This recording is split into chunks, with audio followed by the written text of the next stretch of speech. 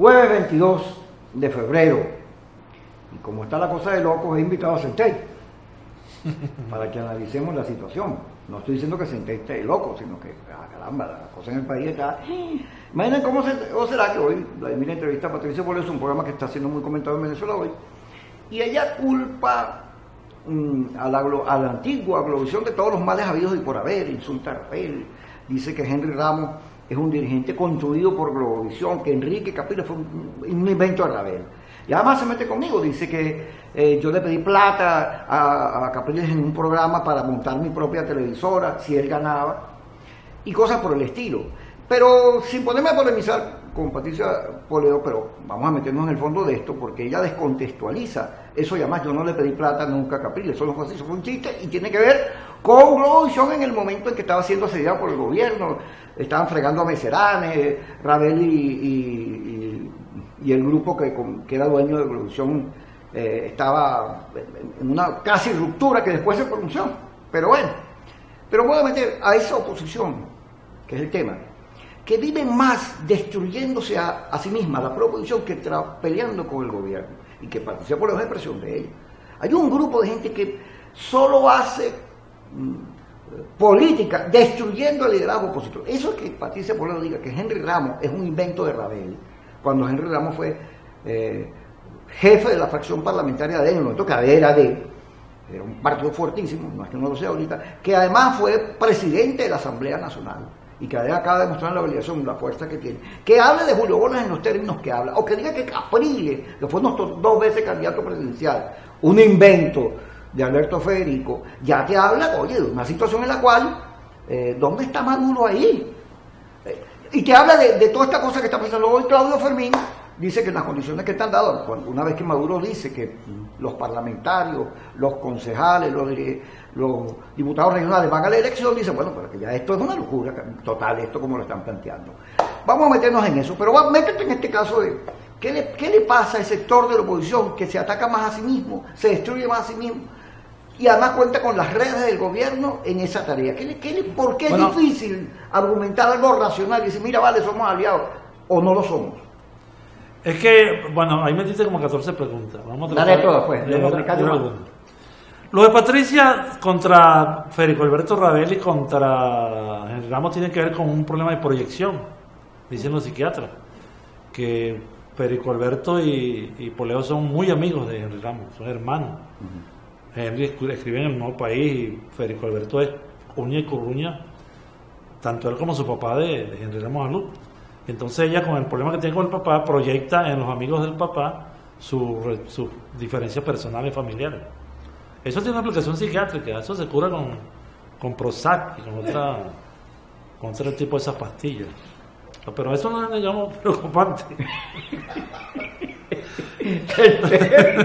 Pero, ok, quita Patricia Poleo, porque no solo Patricia Poleo. No, pero entonces, ¿qué pasa? ¿Qué pasa con esa oposición que se ataca más a sí misma? Pero no es la oposición, no es el cuerpo de la oposición, que es el 80% del país. Hay contados líderes que a lo mejor, presos de frustraciones, de equivocaciones, de derrotas, encuentran mucho más fácil tirarle golpe al que está al lado. Porque tú estás en un ring con un boxeador, aunque sea amigo o enemigo, pero estás ahí, y el otro boxeador está en otro ring, tú le tiras golpes más fácil al que tiene al lado. Entonces ocurre ese fenómeno de ataques entre la oposición, pero como un elemento de frustración, como la salvación de una frustración por la derrota acumulada. Cuando tú tienes 18 años de derrota a la oposición, tienes que buscar un culpable, y no le puedes echar la culpa al gobierno, porque si tú le echas la culpa al gobierno, estás reconociendo que el gobierno es más inteligente que tú no puedes decir, gobierno, por tu culpa estoy perdiendo. Nadie puede hacer eso.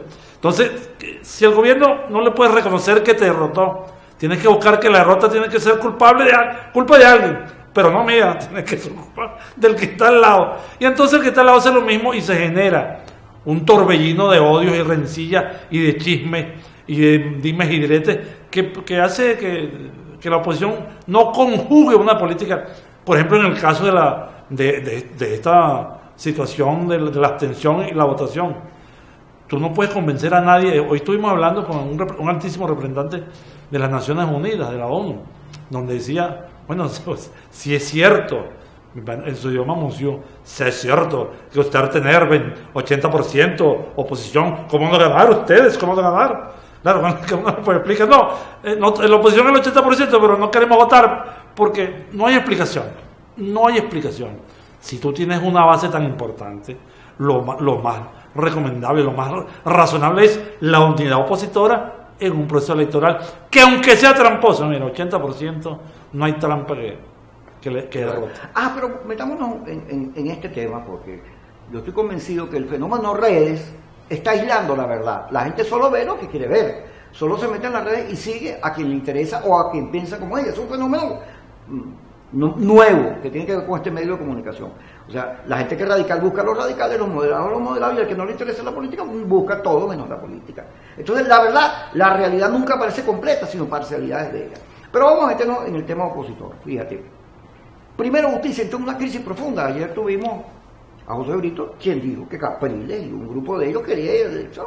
Sí, es cierto. No se pudo llegar a una Me consta. Nuevo Tiempo tuvo una crisis, pero profunda, también acerca del tema. También me consta. Ajá. En el caso de, también la tuvo, y fea. Me consta menos. Pero uno conoce los cuentos. De manera que el tema de ir y no ir, oye, produjo una cosa, o sea, estamos hablando de un elemento de la política, de posiciones importantes, de decisiones claves frente a un momento político. Y la respuesta de muchos sectores, es más, Lilian Tintori, cuando dice que BP no va, dice, y el que vaya es un traidor.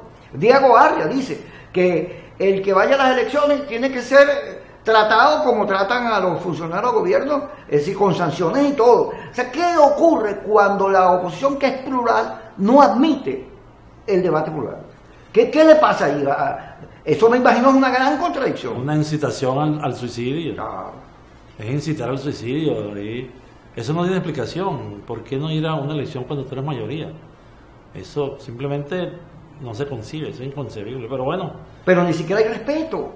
Es que ni siquiera el respeto existe. Tú dices, yo quiero ir a votar, ese es un colaboracionista, pero resulta que el gobierno no quiere que la gente vote y colaboracionista es el que se tiene. Claro. Si el gobierno quiere que no haya oposición, sino que la oposición se abstenga y la oposición se abstiene, coincidencia perfecta. Es como cóncavo y convexo. Así es. Bueno, vamos a ir al corte y seguimos con este programa con Eduardo Centeno.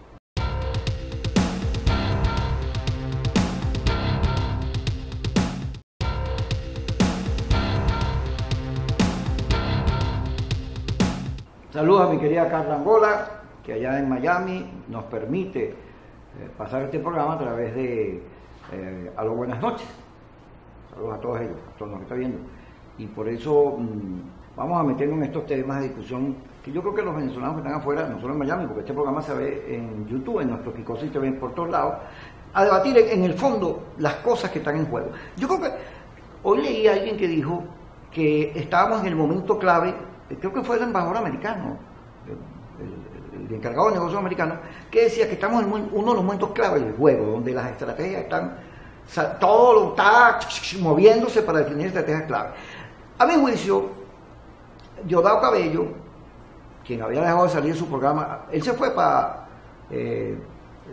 Sur la Conducta, y dijo, bueno, yo tengo profundas diferencias con Nicolás, y durante 2 semanas no se dijo más, algo pasó, no sé. Lo cierto es que apareció pidiendo que la AN también fuera elección. Y la gente, bueno, Diosdado se le adelantó una vez más a Maduro. Y digo, no, eso es un guión. Después apareció Maduro pidiendo que a concejales, todo el mundo fuera. Yo creo que el gobierno cuando dijo, la oposición no va a ir para elecciones, jolín. Tú sabes, en el póker, cuando tú vas todo, dices jolín. Tienes unas cartas. Tú puedes ir jolín cuando tienes un 2 y un 3 o cuando tienes un A y una K. O sea, el jolín es una manera también de disfrazar que no tienes nada, que es el caso de Maduro. Pero lo cierto es que Maduro puso todo lo en la mesa, bueno, voy todo pues. Tú no quieres ir, yo voy todo, me lo cojo todo. Y la primera reacción es Claudio Fermín, que dice, bueno, pero que así no, porque bueno, ¿cómo hago yo para tener concejales? ¿Cómo hago una elección tan diferente yo metido ahí, en el tiempo que ellos están pidiendo eso? ¿Cómo ves tú eso? Bueno, cuando el gobierno, que está interesado en que no haya oposición y que haya elecciones por el cuadro nacional e internacional, se da cuenta que la oposición, una mayoría de ella quiere abstenerse y dejar el camino libre y dice, ustedes no quieren elección, no quieren elegir nada, nosotros sí queremos elegir. Entonces vamos a meter, por cierto, para elegir de una vez concejales, diputados al Consejo Legislativo y la nueva Asamblea Nacional, y la nueva constitución que faltó. Ellos tienen cocinado una nueva constitución cuyo uno de los artículos dice: la próxima Asamblea Nacional será elegida con el método con que se eligió la Asamblea Nacional Constituyente. O sea, ese método raro, curioso. O sea, que tienen ellos unas elecciones previstas sobre la base de que nosotros no existimos, de que nosotros no vamos a tener. Y el gobierno que sí quiere, dice, bueno, déjame entonces meterle una tranca y agarrarle todo el doble 6 y la cochina y el doble 5. Agarrarlo todo. Mira, Centey, pero la respuesta de la oposición, ayer decía José Vito, bueno, porque yo no tengo un fusil, porque si el gobierno te está tirando todo este juego en el cual tú no vas a salidas electorales porque la cerraste, ¿a dónde vas? Yo sí voy, me cojo todo. Pero ¿dónde va la oposición? ¿Cuál es? ¿Qué debe hacer? O sea, yo no voy y el país en el deterioro económico, imagínate tú, si Maduro gana elecciones, como parece que las va a ganar con todo este juego, la cantidad de gente yéndose a Venezuela por todos lados va a ser horrible. Y en esa situación la oposición, ¿cuál es el plan de la oposición? Voy a discutir el país que quiero para mostrárselo a la gente. Bueno, pero ¿cómo es que vas a tumbar a Maduro? ¿Cómo es que lo vas a sacar? Si ese es tu discurso, porque si no vas para los votos, ¿para dónde vas? No, es que no hay ninguna propuesta política alterna, no existe. Pero en el momento más crítico no tiene, o sea, te vas a quedar preso. Claro, no hay. Lamentablemente así es triste, pero no existe ninguna promesa, ninguna posibilidad, ninguna alternativa, ningún sueño, nada. Y además, pero Jaime Bailey sacó un video por allá. No, y además con una promesa pidiendo que los gringos invadan y que son unos ángeles. Pero ¿para qué van a invadir? ¿A buscar qué? Pero ni siquiera esa posibilidad está planteada. No está. ¿Pero por qué? ¿Sí? Pero que buscar aquí, no hay petróleo, pues está acabando, no hay oro, y hay un gentío con hambre. Venirse para acá es un problema. Invadir Venezuela ahorita es un problema. Claro, cuando estamos produciendo 4 millones de barriles, 3.500.000, ahí hicieron un negocio. Pero ahorita con PDVSA quebrada, con sentido pasando hambre, ahorita no es negocio, no hay transporte, no hay nada. Ese camino, ese sí no es. Cualquier otro camino parecería, pero el camino que hagan unos yanquis, podrán venir, como dicen en Calle 13, a tomar fotos, pero a invadir para poner un presidente. Y la crisis, o sea, la agudización de la crisis, del hambre. Dice Tomás Páez, no puede tumbar al gobierno, la gente brava, enardecida. No, el hambre no tumba al gobierno. Y los militares que ven la patria destruida no pueden salir con su corazón y su bandera a liberarnos. ¿Cuáles militares?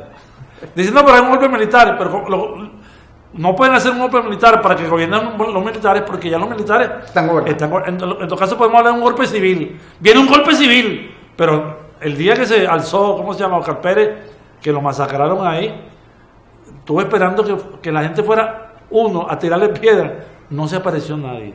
O sea, los tuiteros que aquí lo que se falta es una guerra, ¿cómo? Entonces está el pobre hombre ya encerrado, sitiado, a punto de ser asesinado, como efecto lo fue, y no se pronunció nadie.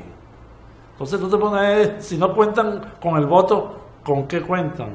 No cuentan con nada, son puras amenazas vociferantes sin ninguna materialidad. Eso no tiene nada. La oposición que tiene la abstención solo tiene eso, no tiene más nada. ¿Cómo ves lo de Claudio Fermín, la posición de Claudio Fermín? Que había venido conversando con Avanzada. Claro, me parece razonable, porque está bien que tú tengas una idea electoral, una cierta posibilidad, con unas promesas de una elección donde tú puedes, digamos, vencer algunos obstáculos, pero cuando el gobierno dinamita el camino electoral, cuando pones cosas que son simplemente imposibles de ejecutar, pone algo que está fuera de la racionalidad política, tú puedes decir, bueno, yo llego hasta aquí, pero eso. Aunque, por cierto, que la propuesta que lleva el gobierno todavía no se sabe. Porque puede ser que el gobierno, yo tengo, no sé, me da la cabeza que el gobierno, una manera de generar un cambio del viento a su favor, es decir, ok, vamos a elegir todo, el CNE dice, mira, eso no se puede hacer en estos días, necesitamos más tiempo, hay por esa vía un cambio de fecha, y entonces, como Tibisay invitó a la ONU, están dando todas las coaliciones, eso que se discutió en Dominicana, pues mira, pero nosotros estamos cumpliendo, todo lo que quería que está aquí. Claro. Ahí, digamos, agarra a la oposición fuera de base. Fuera de base. Porque yo también estoy seguro, yo estoy esperando, creo que el presidente va a llevar o esta tarde o mañana en la mañana va a llevar la propuesta a la Asamblea Nacional Constituyente de la nueva conformación electoral. No sé qué va a traer, pero no me extrañaría que la elección fuera el último domingo de junio.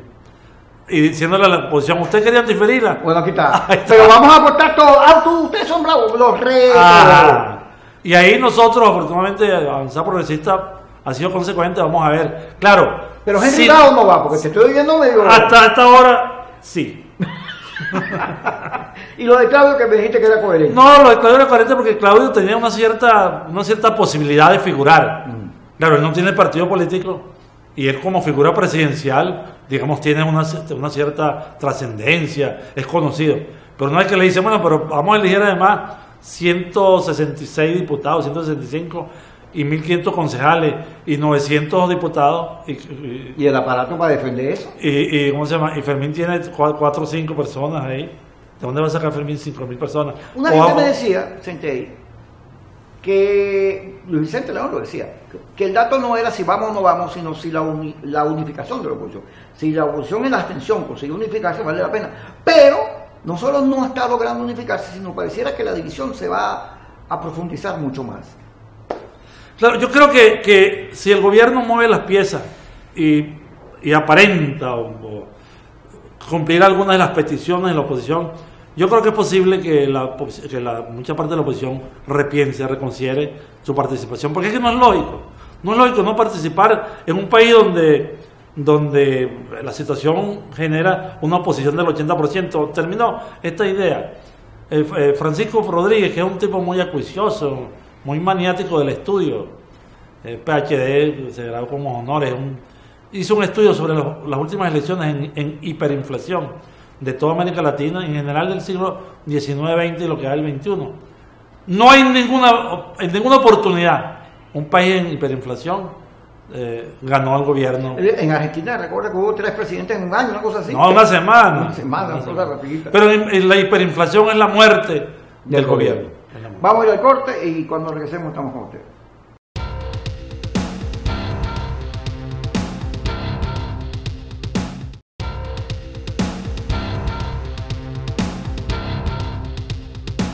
Seguimos con Eduardo Centey. Leí una entrevista de Todd Robinson, que es el encargado de negocios de los Estados Unidos, y él cuenta que durante el gobierno de Obama se reunía mucho con el gobierno. Con el gobierno de venezolano. Sí, de Chávez se reunían. Y que ellos, como no, discutían las cosas, pero siempre le llamaba la atención que la delegación del gobierno siempre le decía el imperio, o sea, era muy agresivo en su tonalidad. Y él decía, bueno, esta gente es folclórica. Pero que ahora, bueno, imagínate tú, la situación ha llegado tal en que el antiimperialismo es el discurso del gobierno. Todo lo que está pasando en Venezuela es culpa del imperio, y por lo cual el antiimperialismo es la consigna fundamental.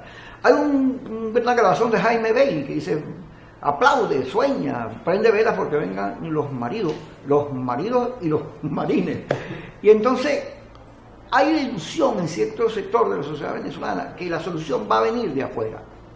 De que va a venir de afuera, porque esto no es tan malo que el mundo no va a permitir que Satán gobierne un país tan lindo como este. Esa situación hace que, eso que estábamos discutiendo, ok, no voy a votar a pesar de que tengo 80 del país en contra, porque pienso que viene una salida de ese. En esta entrevista, Todd Robinson dice que sí es verdad que ellos están estudiando las sanciones petroleras. Es decir, no nos compran petróleo, trancan el canal de Panamá para que los barcos venezolanos no pasen por ahí. Y yo, en esa situación, vivir aquí va a ser horrible. ¿Cómo ves tú eso? Claro, dice Thomas Paine, que ha estudiado la diáspora. La diáspora y los otros especialistas, que un gobierno nuevo de Maduro podría generar una salida de unos 2 millones adicionales de venezolanos, que es una cifra escandalosa. Y eso lo sabe Brasil y Colombia. Ya están haciendo los movimientos. Pero ciertamente la salida no está en el exterior. Pero si un beneplácito del exterior, la salida interior no es fácil. O sea que nosotros debemos contar con el apoyo internacional. No en el sentido que nos presten unos fusiles para salir a matar a chavistas, eso no es la salida, ni que vengan a los marines a salvarnos. Pero sí hay que procurar unas condiciones internacionales de presión. Y ahí hay que diferenciar 3 cosas, 3 tipos de sanciones. Las sanciones contra los funcionarios del gobierno. O sea, mira, te quitamos los reales, Rafael Ramírez, perdiste la casa, Guibeli, ya no tienes barco. La sanción contra el gobierno. Mira, Maduro, no te evita que no vas, que no vienes para Perú, o Delcy, mira, aquí en Mercosur no puede entrar para la fiesta. O sea, son sanciones contra el gobierno. En esas dos hay que estar de acuerdo. Las sanciones contra los funcionarios y contra el gobierno. Y hay sanciones contra el Estado, contra Venezuela, que es el petróleo. O sea, trancar el petróleo significa una sanción contra los funcionarios, contra el gobierno, pero también contra los venezolanos. En eso no estamos de acuerdo. Yo creo que los americanos, verá, poco les importa la salud de los venezolanos. No hay que creer que Trump en la noche está que estoy preocupado por Venezuela, ay, que la gente está sufriendo, estoy triste. Trump no le importa nada. Los americanos lo que tienen son socios y nosotros no somos socios. Así que la salida internacional, esa mágica de que vengan a salvarnos, no ocurre. Pero sí hay que estar consciente de que la participación positiva, como pasó en Sudáfrica, o pasó en Nigeria, o pasó en otros lugares de la historia de los países, que el cuadro internacional debe ser favorable, y ahorita es favorable. Ajá, sobre el cuadro interno. En el momento en que la MUP y la oposición clásica dice no voy, a Henry Falcón no le queda más alternativa que buscar otro público. No puede buscar Chacao, Baruta, Latillo. Ahí no tiene ni sentido que vaya. Tienen que buscar los ninis y los chavistas que no quieren votar por Maduro porque este gobierno es muy malo. Y ahí se le complica la cosa porque esos son nuevos escenarios, un nuevo discurso. Claro, como el Twitter y las redes sociales son tan cargadas y tú no sabes diferenciar ahí la paja del maíz, de la semilla, tú no sabes exactamente. Entonces nosotros empezamos a volar por instrumentos, como hacen los pilotos veteranos, especialistas. Entonces contratamos 7 encuestas, todas las encuestas importantes. Una que está ligada a Primera Justicia, que es Consultores 21, una que está ligada a Leopoldo López, que es Vendebarómetro, una que está ligada a la Polar, que es Data Análisis, una que está ligada a la Acción Democrática, que es IBAT, en fin, todo el espectro. Ayer vi Arcon también. Ajá, todo el espectro. Contratamos la que está cercana al gobierno, que es Interlace, contratamos una que está cercana a los grupos de oposición más radicales, que es Datincor, todas. Y todas dicen, señores, el gobierno va a perder las elecciones si ustedes votan. El 80% se traduce en una propensión a votar del 56%, 80, sí. Y con esa ganamos. Pero hay que presentar la candidatura, hay que presentarla. Es decir, el cuadro interno es favorable, pero si tú no quieres presentar candidatura, sino sumergirte en una posibilidad remota de que vengan unos americanos a salvarte, por ahí no es la salida. Pero hay sectores de la oposición que insisten en que la ANC, que es la que está convocando, es ilegal. ¿Y por qué le va a hacer caso a algo ilegal? Y con ese CNE... Bueno, ponga atención. El tribunal este es ilegal.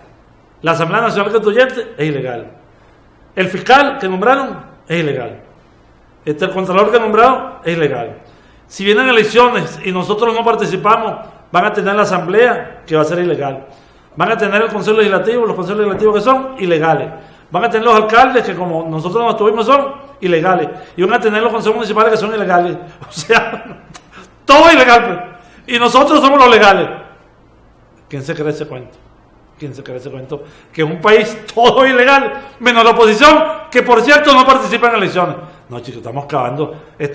Yo no sé cómo hacemos, pero estamos clavando, estamos en un ataúd y sacamos la mano y clavamos el último clavo. O sea, estamos idos de la realidad. Un pajarito me dijo que en las reuniones estas que tuvo la MUS se plantearon 2 candidaturas, la de Henry Falcón y Henry Ramos. Pero Henry Falcón, no, aquí no tengo nada de cuenta, tengo que ser yo. Y entonces, cierto sector de oposición, que sea Henry Ramos, que es el partido más fuerte y todo eso.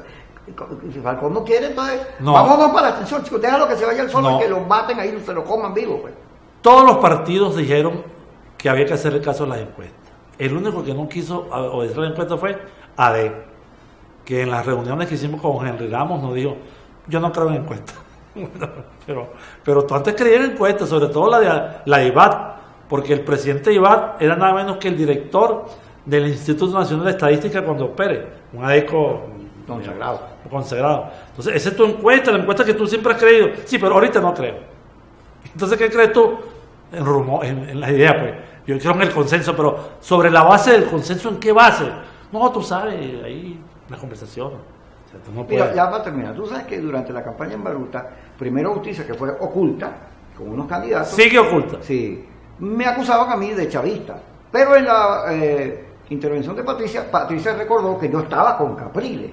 Y eso me parece a mí importante decirle, mire, acuérdense que yo... además, recordó que No lo dijo porque yo salí de Globovisión peleando por tema de libertad de expresión. Pero te digo esto para terminar, ¿por qué Capriles quiso ir a la elección? En el debate interno de la elección, él se fajó en contra de la elección y lo derrotaron. Sí. ¿Qué me puede decir? Tengo entendido que Capriles tenía más o menos el 20%. Y además que Capriles era favorable a Henry Falcón. A Henry Falcón, sí. La propensión, no es que los partidos estaban de acuerdo con Falcón, porque todas las encuestas lo ponían frente a Ramos 16-3, 16-4, 18-5. O sea, era una proporción demasiado. Pero claro, si el otro contendor dice que no cree en encuestas, sino que cree en una especie de una intuición, como decían los mexicanos. Yo no sé cómo es la cosa, pero me late.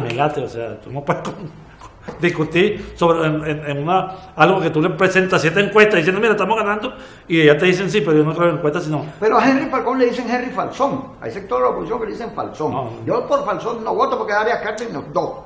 Te voy a decir la diferencia entre Arias Cárdenas y Falcón. Primero, uno es gocho y el otro es llanero. Y ahí, segundo, uno es oficial de la Fuerza Armada, o sea que es una estirpe, el otro es suboficial. Tercero, uno estuvo en el golpe y el otro no estuvo en el golpe. Falcón no estuvo en el golpe militar. Es otra diferencia. Falcón hizo vida civil cuando salió del ejército como abogado laborista, fue litigante. Arias nunca hizo vida. Y Arias se fue cuando Chávez estaba en el suelo en el 2002. Y Falcón se fue cuando Chávez estaba en la cumbre en el 2010. O sea, no tiene nada de parecido. Gracias a usted por estar con nosotros. Mañana seguimos con ustedes aquí en Kikosis.